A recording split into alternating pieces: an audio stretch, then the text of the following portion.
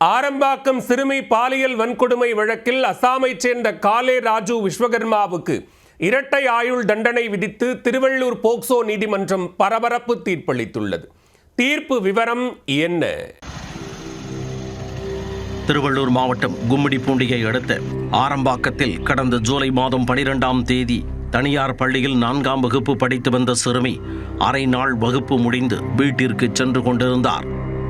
அப்போது அவரை பின்தொடர்ந்து வந்த மர்ம நபர் ஒருவர் சிறுமியை பாலியல் வன்கொடுமை செய்த சம்பவம் தமிழகத்தையே உலுக்கியது. குற்றவாளியின் சிசிடிவி காட்சிகள் வெளியான நிலையில் அதில் குற்றவாளியின் புகைப்படம் தெளிவாக இல்லாததால் யார் அந்த நபர் என்பதை கண்டுபிடிக்க முடியாமல் தொடக்கத்தில் போலீசார் திணறினர். இந்த விவகாரம் விஸ்வரூபம் எடுத்ததை அடுத்து 20க்கும் மேற்பட்ட தனிப்படைகள் அமைக்கப்பட்டு புலன் விசாரணை தீவிரப்படுத்தப்பட்டது. தமிழகத்தை கடந்து ஆந்திரா, கர்நாடகாவிலும் தேடுதல் வேட்டை நடந்தது.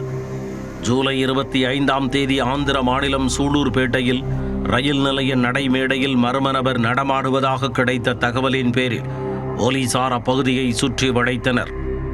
இறுதியில் அசாம் மாநிலத்தைச் சேர்ந்த 35 வயதான காலே ராஜு விஸ்வகர்மா என்பவர் அதிரடியாக கைது செய்யப்பட்டார். பிடிபட்ட விஸ்வகர்மா மீது போக்சோ உள்ளிட்ட 10 பிரிவுகளின் கீழ் வழக்கு பதிவு செய்யப்பட்டது. போலீசார் அவரை புழல் சிறையில் அடைத்த நிலையில் வழக்கு விசாரணையானது திருவள்ளூர் மாவட்ட போக்சோ சிறப்பு நீதிமன்றத்தில் கடந்த 5 மாதங்களாக நடைபெற்று வந்தது. இதில் பிடிபட்ட விஸ்வகர்மா 22 முறை வழக்கு விசாரணைக்கு நேரிலும் காணொலி காட்சி மூலமாகவும் ஆஜரானார். இந்த வழக்கில் கைதான ராஜு விஸ்வகர்மா மீதான பாலியல் குற்றம் நிரூபணமானதை அடுத்து நீதிபதி உமா மகேஸ்வரி தீர்ப்பை வழங்கினார். அதில் ராஜு விஸ்வகர்மாவை குற்றவாளியாக அறிவித்து அவருக்கு இரட்டை ஆயுள் தண்டனை மற்றும் சாகும் வரை சிறைவாசம் என்ற தீர்ப்பை வழங்கினார். மேலும் 1,45,000 ரூபாய் அபராதமும் விதித்து தீர்ப்பளித்தார். பாதிக்கப்பட்ட சிறுமிக்கு தமிழக அரசு சார்பில் 7 லட்சம் ரூபாய் நிவாரண உதவியை வழங்கிடவும் அதில் உடனடியாக 2 லட்சத்தை தர வேண்டும் என்றும் உத்தரவிட்டார். பாதிக்கப்பட்ட சிறுமியின் பிறந்த நாளன்று அவருக்கு நேர்ந்த கொடுமைக்கு நீதி வழங்கும் வகையில் நீதிபதி உமா மகேஸ்வரி இந்த பரபரப்பு தீர்ப்பை அளித்துள்ளார். இந்த வழக்கில் சிறப்பாக செயல்பட்டிருக்காங்க காவல்துறையினர். தகுந்த சாட்சியங்களை விரைவாக இது பண்ணி கலெக்ட் பண்ணி இந்த நீதிமன்றத்தை தாக்கல் செஞ்சுருக்காங்க. ப்ராப்பராக தாக்கல் செஞ்சுருக்காங்க. இந்த இதில் மெடிக்கலி நாங்கள் ப்ரூவ் பண்ணியிருக்கோம் கேஸை. அந்த விக்டிமோடைய எக்ஸ்டர்னல் இன்ஜுரிஸ்னால அந்த மெடிக்கலி அந்த குழந்தைக்கு இந்த பாலியல் தாக்குதல் நடந்திருக்குன்றதை ப்ரூவ் பண்ணியிருக்கோம்.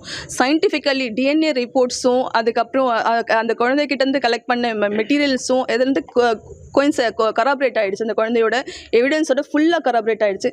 ஸோ இந்த குழந்தையோட எவிடன்ஸ் ரொம்ப ட்ரஸ்ட்வர்த்தியாக இருக்குது, கோஜென்ட்டாக இருக்குன்னு கோர்ட்டும் இதை தீர்மானிச்சிருக்காங்க. இதையடுத்து காலே ராஜு விஸ்வகர்மா புழல் சிறைக்கு துப்பாக்கி ஏந்திய பலத்த போலீஸ் பாதுகாப்புடன் கொண்டு செல்லப்பட்டார். இந்த வழக்கில் 5 மாதத்திற்குள் நீதிமன்றம் விசாரணையை முடித்து தீர்ப்பளித்துள்ளது குறிப்பிடத்தக்கது. ஸோ தமிழ்நாடு காவல்துறை இதே மாதிரி செக்ஷுவல் ஒஃபெண்டர்ஸ் மேல ஸ்ட்ரிக்டான சட்டப்படி நடவடிக்கை எடுப்போம். In future also the same thing will continue.